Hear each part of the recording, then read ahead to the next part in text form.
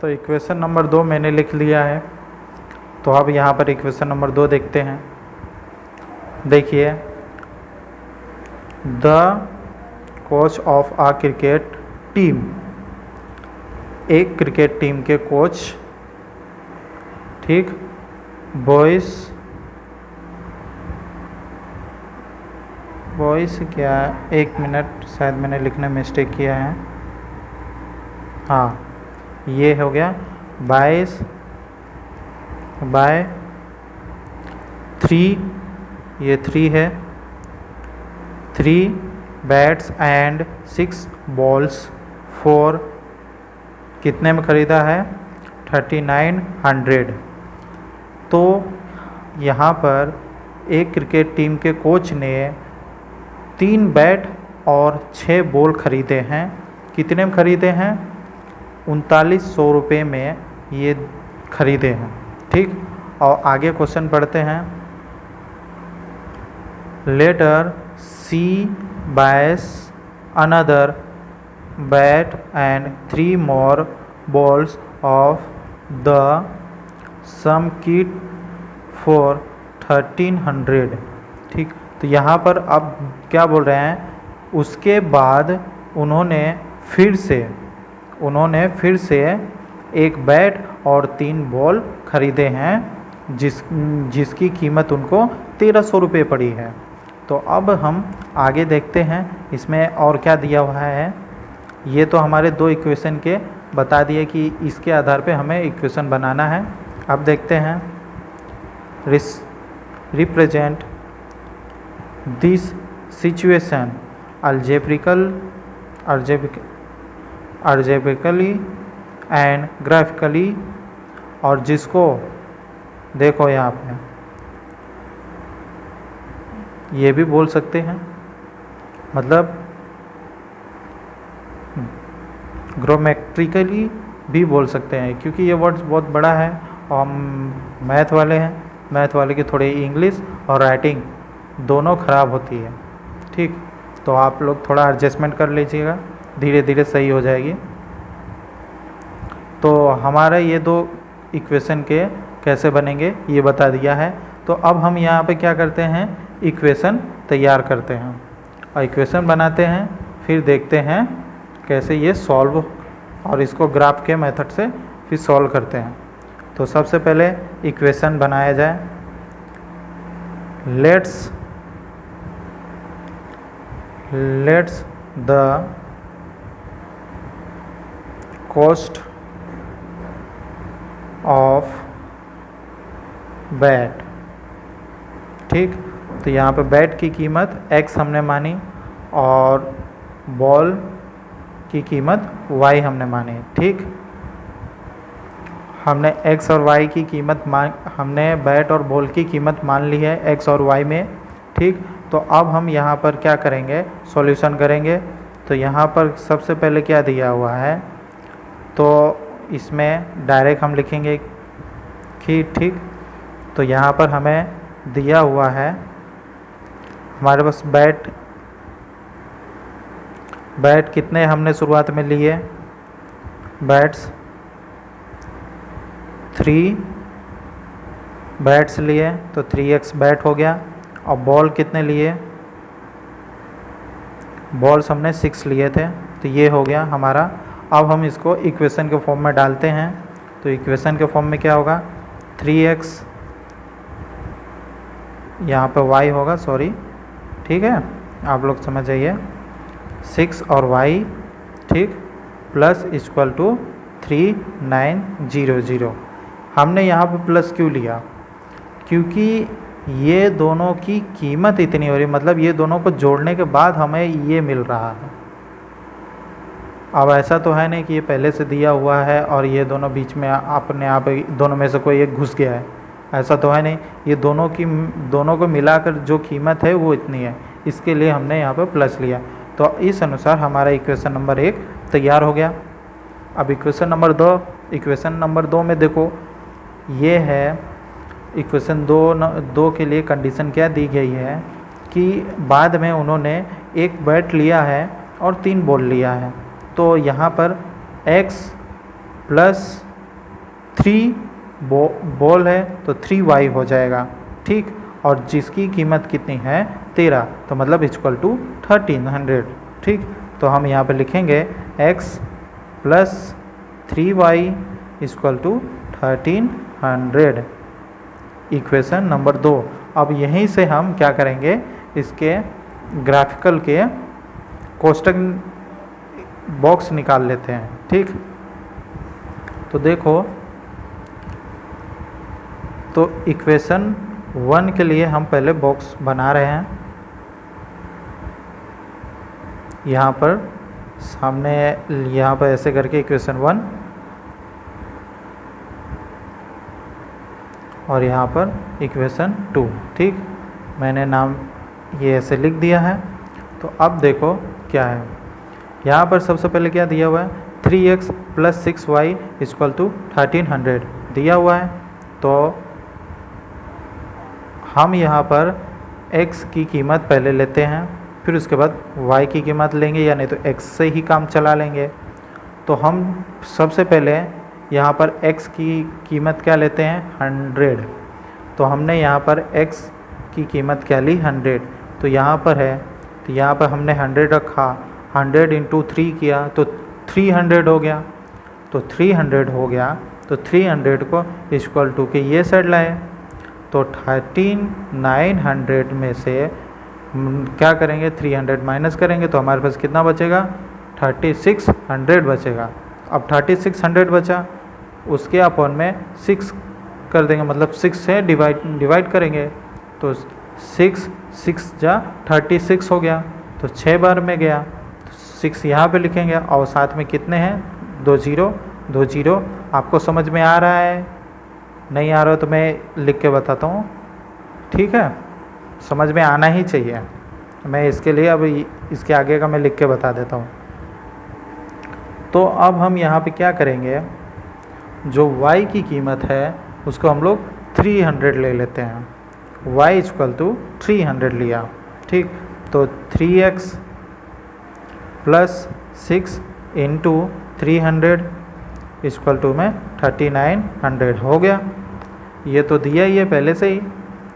तो अब क्या करेंगे, 3x को रहने देंगे, यहाँ पर प्लस करेंगे, 3 6 जा 180 100 इक्वल टू 3600, ठीक।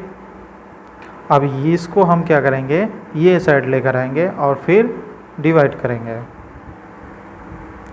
तो 3x इक्वल टू 3900 माइनस 180, ठीक। 180 हो गया। तो माइनस करेंगे,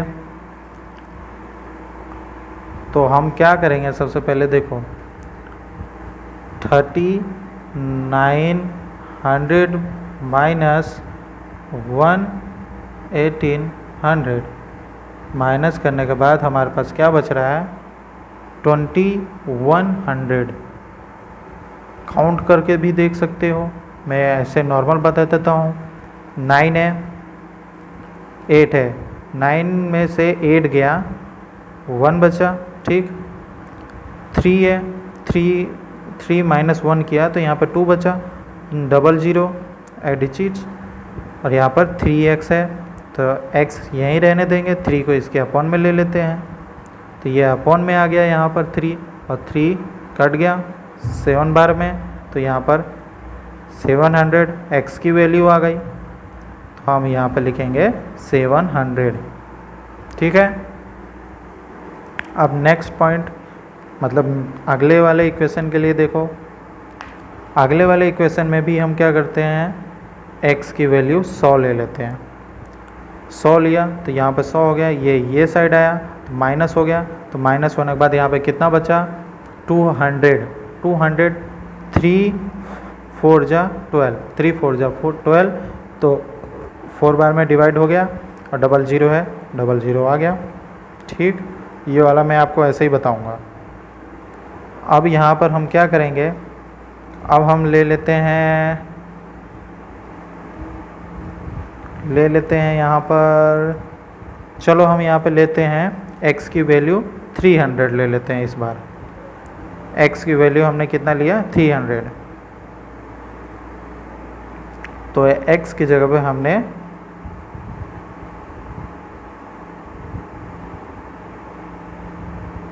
1 सेकेंड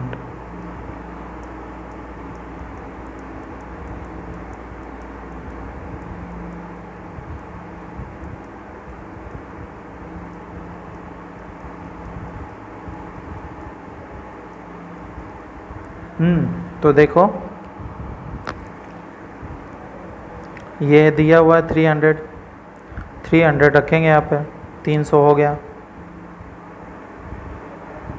नहीं बन रहा है भाई, कुछ तो मिस्टेक था। अच्छे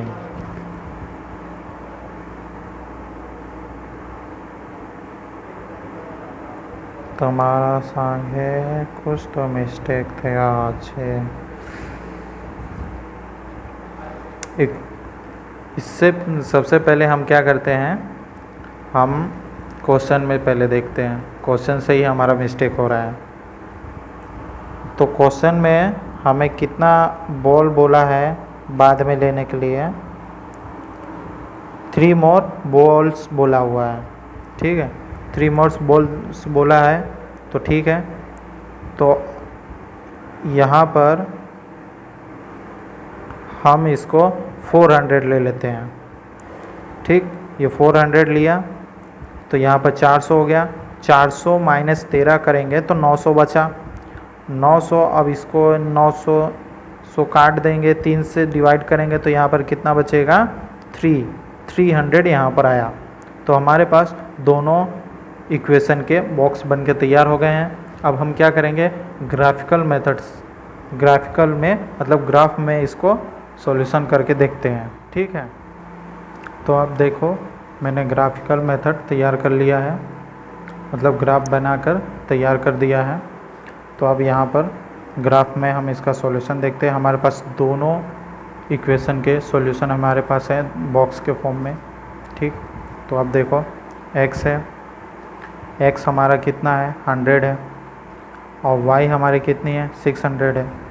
तो ये हमारा x हो गया, ये आया 600, फर्स्ट पॉइंट मिला हमें, ठीक है, फर्स्ट पॉइंट मिला।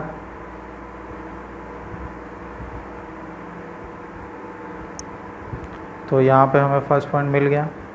अब सेकंड पॉइंट, x हमारा 700 है और y हमारी कितनी है 300 है। तो ये हमारा सेकेंड पॉइंट मिल गया। अब हम देखेंगे सेकंड इक्वेशन के लिए, हमारा x कितना है 100 है, y कितना है 400 है, ठीक। तो y यहाँ पर हो गई 400। और हमें अगला क्या दिया हो, x हमारे कितनी है इस बार 400 है, और y हमें 300 दिया, 4 और 3, ठीक। अब हम क्या करेंगे, दोनों पॉइंटों को जोड़ देंगे।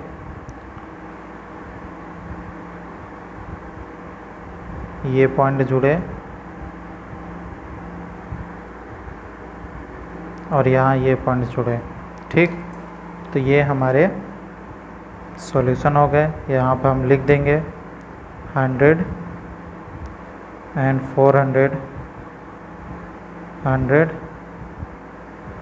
600, यहाँ पर 700 300, यहाँ पर 400 300, ठीक। ये हमारा सॉल्यूशन, हमारा सेकेंड क्वेश्चन कंप्लीट होता है। अब हम थर्ड क्वेश्चन देखेंगे। तो हम क्वेश्चन नंबर 3 स्टार्ट करने जा रहे हैं। तो क्वेश्चन नंबर 3 हम पढ़ते हैं पहले, फिर उसके बाद हम इसमें समझेंगे कि हमें ये सवाल किस अनुसार करना है, ठीक है। फिर हम इसको सॉल्व करेंगे, फिर उसके बाद ग्राफिकल मेथड में भी जाएंगे, ठीक। तीनों सवाल में सिर्फ एक ही काम करना था, अलजेब्रिक मेथड लगाना था और फिर ग्राफिकल मेथड से उसका ग्राफ में सॉल्यूशन करना था, बस हो गया कंप्लीट, ठीक।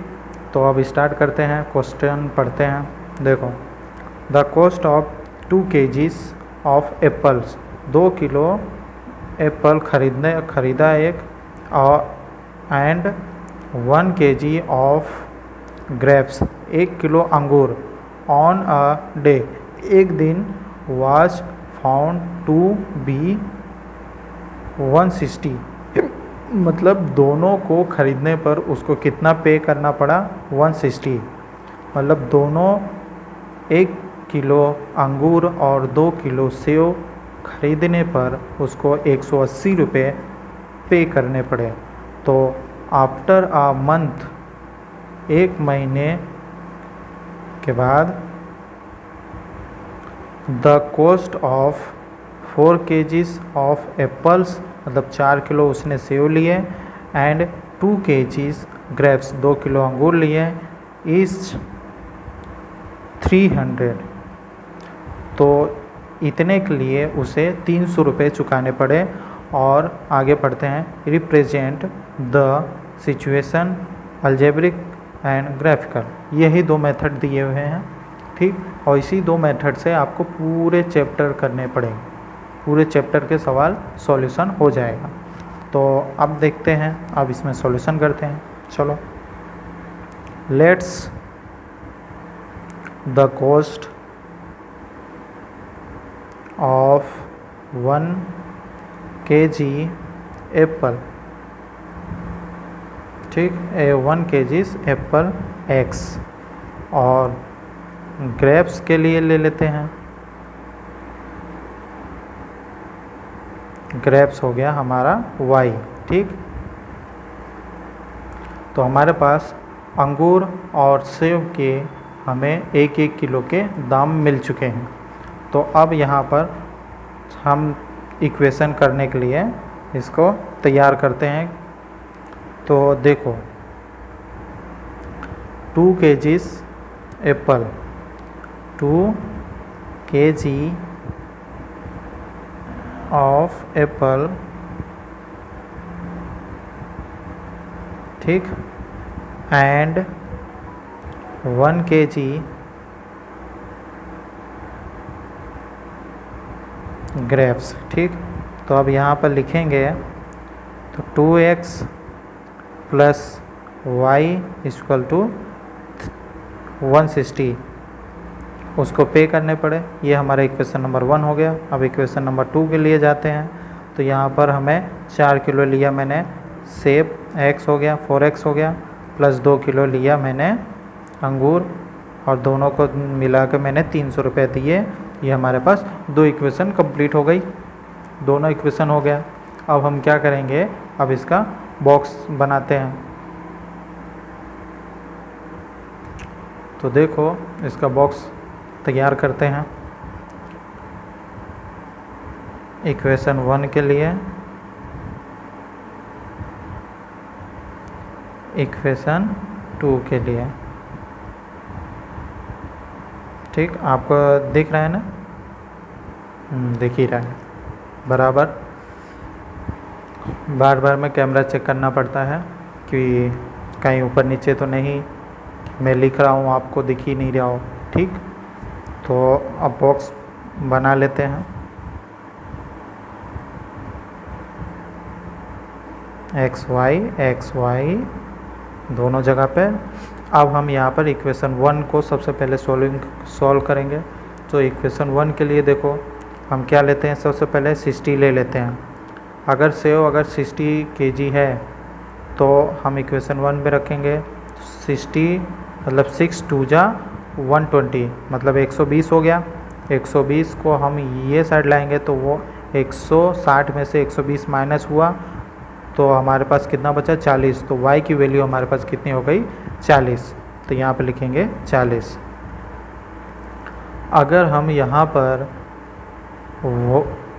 y की वैल्यू को 20 ले, नहीं, अगर हम यहाँ पर x की वैल्यू 70 लेते हैं, ठीक, तो 70 2 जा 140, 140 हो गया। 140 को ये साइड लेकर आए तो 160 माइनस 140 किया तो हमारे पास कितना बचा, 20।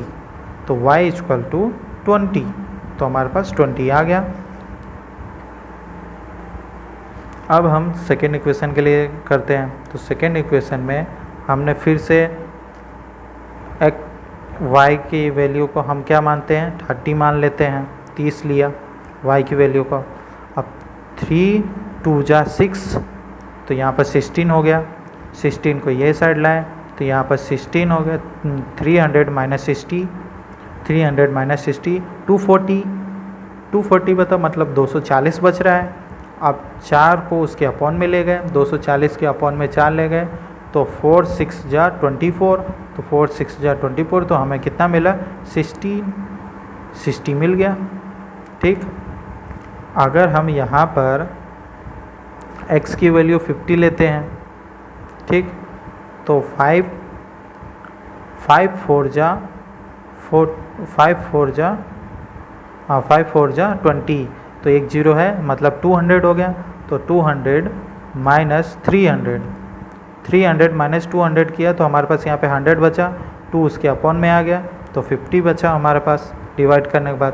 तो y की वैल्यू हमारे पास 50 मिल गई। तो इस अनुसार अब हम इसका ग्राफ देखते हैं। तो मैंने यहाँ पर ग्राफ बनाकर तैयार कर लिया है। तो ये ग्राफ हो, देखो,